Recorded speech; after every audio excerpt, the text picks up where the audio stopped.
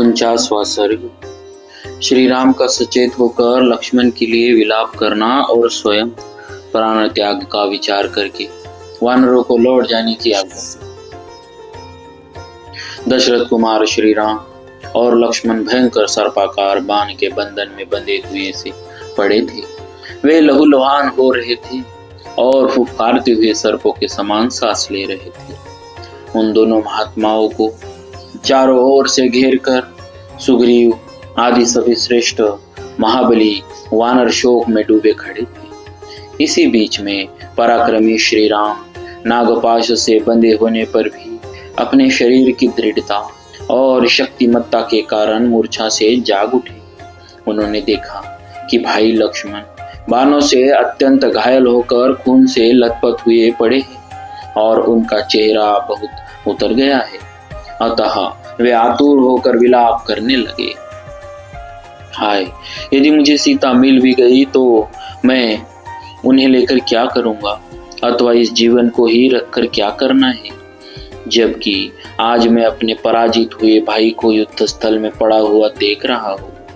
मर्त्य लोक में ढूंढने पर मुझे सीता जैसी दूसरी स्त्री मिल सकती है, परंतु लक्ष्मण के समान सहायक और युद्ध कुशल भाई नहीं मिल सकता। सुमित्रा के आनंद को बढ़ाने वाले लक्ष्मण यदि जीवित न रहे तो मैं वानरों के देखते देखते अपने प्राणों का परित्याग कर दूंगा। लक्ष्मण के बिना यदि मैं अयोध्या को लौटूं तो माता कौशल्या और कैकेयी को क्या जवाब दूंगा, तथा अपने पुत्र को देखने के लिए उत्सुक हो बछड़े से बिछुड़ी गाय के समान कांपती और कुर्री की भांति रोती बिलखती माता सुमित्रा से क्या कहूंगा। उन्हें किस तरह धैर्य बंधाऊंगा। मैं यशस्वी भरत और शत्रुघ्न से किस तरह यह कह सकूंगा कि लक्ष्मण मेरे साथ वन को गए थे, किंतु मैं उन्हें वही खोकर उनके बिना ही लौट आया हूँ। दोनों माताओं सहित सुमित्रा को उपालंब मैं नहीं सह सकूंगा, अतः यही इस देह को त्याग दूंगा। अब मुझ में जीवित रहने का उत्साह नहीं। मुझ जैसे दुष्कर्मी और अनार्य को धिक्कार है, जिसके कारण लक्ष्मण मरे हुए के समान बाणशैया पर सो रहे हैं। लक्ष्मण, जब मैं अत्यंत विषाद में डूब जाता था उस समय तुम ही सदा मुझे आश्वासन देते थे, परंतु आज तुम्हारे प्राण नहीं रहे, इसीलिए आज तुम मुझ दुखिया से बात करने में भी असमर्थ हो।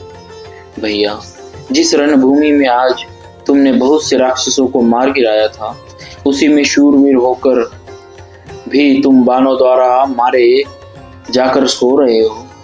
इस बाण शैया पर तुम खून से लथपथ होकर पड़े हो और बाणों से व्याप्त होकर अस्ताचल को चले जाते हुए सूर्य के समान प्रकाशित हो रहे हो। बाणों से तुम्हारा मर्मस्थल विदीर्ण हो गया, इसीलिए तुम यहाँ बात भी नहीं कर सकते।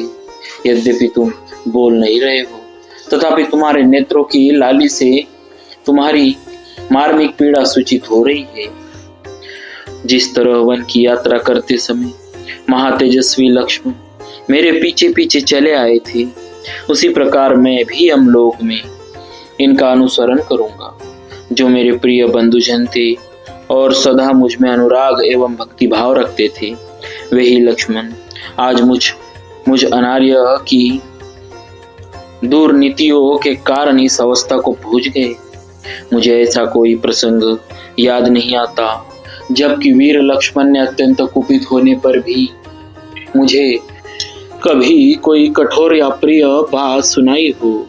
लक्ष्मण एक ही वेग से 500 बाणों की वर्षा करते थे, इसीलिए धनुर्विद्या में कार्तवीर्य अर्जुन से भी बढ़कर थे, जो अपने अस्त्रों द्वारा महात्मा इंद्र के भी अस्त्रों को काट सकते थे।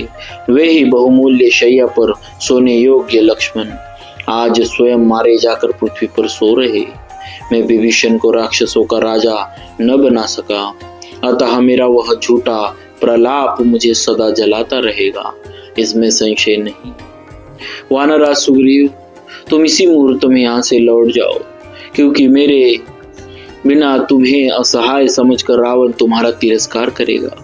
मित्र सुग्रीव, सेना और सामग्रियों सहित अंगद को आगे करके नल और नील के साथ तुम समुद्र के पार चले जाओ।